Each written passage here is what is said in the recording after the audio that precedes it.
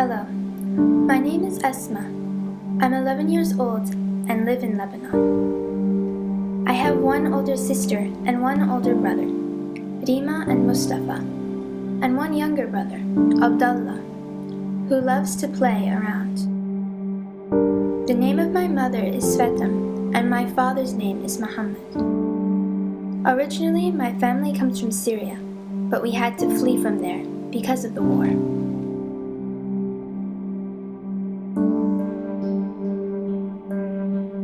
In Syria, we lived in a town called Al-Raqqa.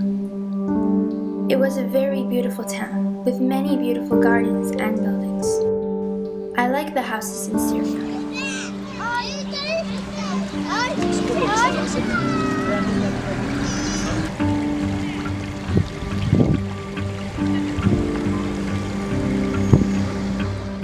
During the days I went to school, I really liked my school.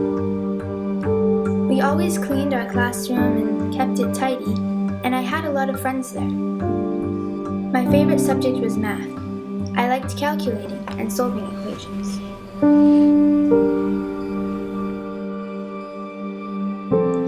Our life was good in Syria until the soldiers came and started fighting. We stayed for 10 days, and there were bombs everywhere.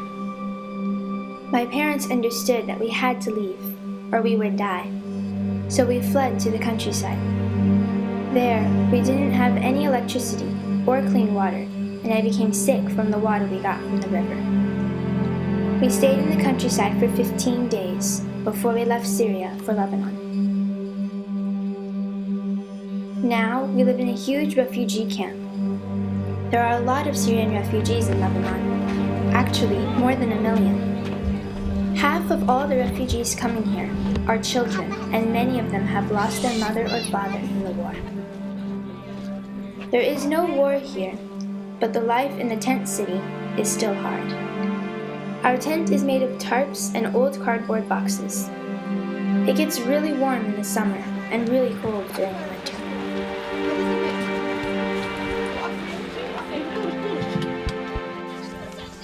We had a lot of snow last winter, over 1 meter, and several tents broke down. We had to get up on the roof and remove the snow several times. When we came to Lebanon, we got some help from different organizations. We got clean water, several warm blankets, and a stove to make a fire. It made the tent a little bit warmer during the winter. A couple of days every week I go to school. I'm very glad that I can go to school. Some Syrian children don't have that chance. Life here in camp gets pretty boring. There is not so much to do, and I miss my room and all my toys back home in Syria. When we left, I couldn't bring anything, and I don't know if any of my stuff is still there. I don't even know if my room is still there.